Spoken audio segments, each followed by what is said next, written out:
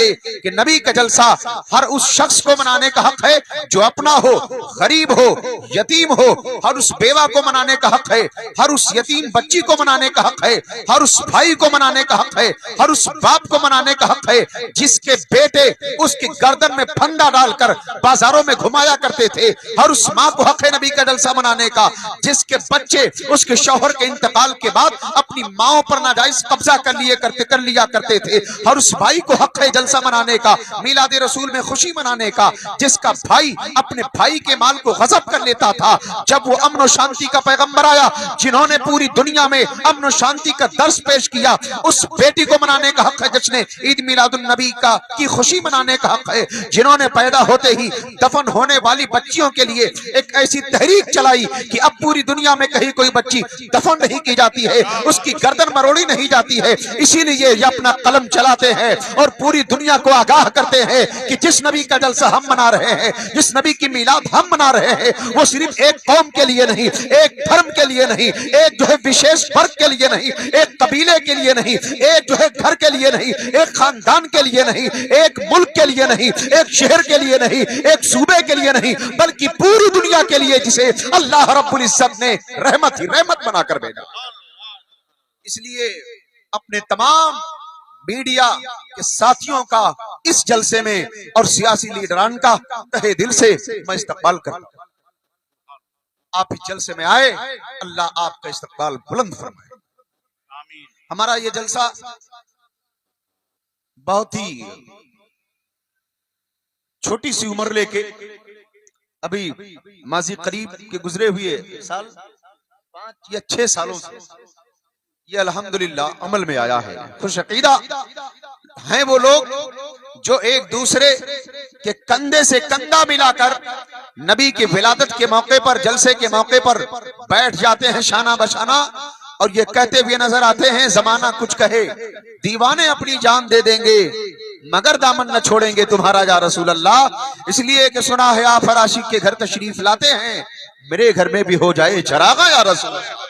آج پوری دنیا کا عالم یہ ہے، کوئی کسی کا ٹاپ برداشت کرنے کے لیے تیار نہیں ہے، کوئی کسی کی بات برداشت کرنے کے لیے تیار نہیں ہے، کوئی کسی کی گالی کھانے کے لیے تیار نہیں ہے، کوئی کسی کی پھٹکار کھانے کے لیے تیار نہیں ہے، اور کوئی انسان اگر کسی کو ایک گالی دیتا ہے تو بدلے میں 10 اسے دی جاتی ہے، اگر کسی نے ایک ہاتھ مار دیا تو بدلے میں 10 اسے کھانے پڑتے ہیں۔ لیکن آئیے دیکھیں پوری دنیا میں اسلام پھیلا کیسے ہے۔ کچھ لوگ کہتے ہیں تلوار کے بلبوتے پر پھیلا ہے، کچھ لوگ کہتے ہیں کہ اسلام کے سپاہیوں نے الغار کیا ہے تب جا کے اسلام پھیلا ہے۔ نہیں پیارے، اسلام پھیلا کیسے ہے؟ آئیے آمنہ کے لال کے کردار کو اٹھا کر دیکھ لیجئے۔ طائف کا میدان ہے، جب میرا نبی طائف کے میدان میں قدم رکھتا ہے، چاروں طرف سے شریر لوگوں نے اپنے ہاتھوں میں نوکیلے پتھر رکھے تھے اور نبی کا استقبال اس طرح ہو رہا تھا کہ دائیں سے پتھر آ رہا تھا، بائیں سے پتھر آ رہا تھا، کبھی نبی کے کان پہ لگتا تھا، کبھی نبی کے پیشانی پہ لگتا تھا، کبھی نبی کے رخسار پہ لگتا تھا، کبھی نبی کے چہرے پر لگتا تھا، کبھی نبی کے سینے پہ لگتا تھا، کبھی نبی کے جو ہے دستے نبوت سے ٹکراتا تھا،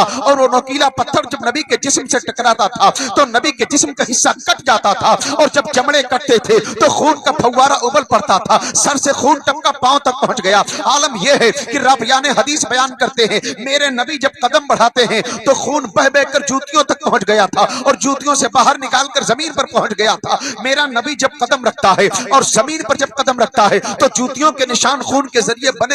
بنتے چلے جا رہے ہیں، دھبے بنتے چلے جا رہے ہیں۔ آپ کے جانثار بھی آپ کے ساتھ موجود ہیں۔ یہی نہیں بلکہ جانثاروں نے عرض کیا تھا یا رسول اللہ، ہم ایسے شہر میں، ایسی آبادی میں کیوں آئے ہیں جہاں لوگ ہمارا استقبال پتھر سے کر رہے ہیں؟ وہ کائنات کو سبق دینے والا، امن و شانتی کا درس دینے والا، غریبوں کو اپنے سینے سے لگانے والا، بچیوں کو جو ہے زندہ درغور ہونے سے بچانے والا، بیواؤں کے سروں پر جو ہے اپنا دست نبوت رکھنے والا، یتیموں کو ہاتھ پکڑ کے اپنے سینے سے لگانے والا، اپنی روٹی غریبوں کو کھلانے والا آج طائف کے میدان میں کھڑا ہے۔ وہی نبی ہے جس کے صدقے میں اللہ نے حضرت آدم کو جو ہے نبوت عطا فرمایا ہے۔ یہ وہی نبی ہے جن کے صدقے میں شیش کو بھیجا گیا ہے۔ یہ وہی نبی ہے جس کے صدقے میں جو ہے حضرت زکریا کو بھیجا گیا ہے، حضرت یحییٰ کو بھیجا گیا ہے، حضرت داؤد کو بھیجا گیا ہے، حضرت نوح کو بھیجا گیا ہے، حضرت شیش کو بھیجا گیا ہے، ابراہیم خلیل کو بھیجا گیا ہے، موسیٰ کلیم کو بھیجا گیا ہے، حضرت عیسیٰ روح اللہ کو بھیجا گیا ہے، اسماعیل ذبیح اللہ کو بھیجا گیا ہے۔ یہ وہی نبی ہے جن کے صدقے میں اللہ نے جنت کو بنایا ہے۔ یہ وہی نبی ہے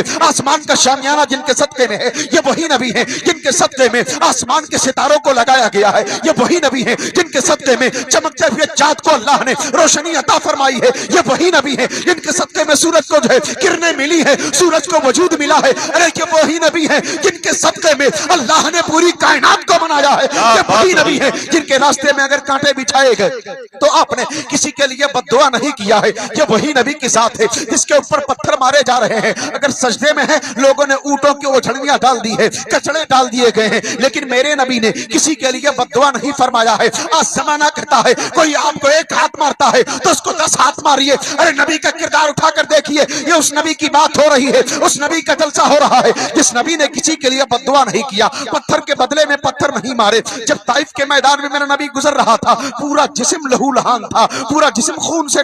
ترا شرابور ہو چکا تھا، تر ہو چکا تھا خون سے، اور جو ہے خون کے نشان زمین پر پڑ رہے تھے۔ اللہ رب العزت کے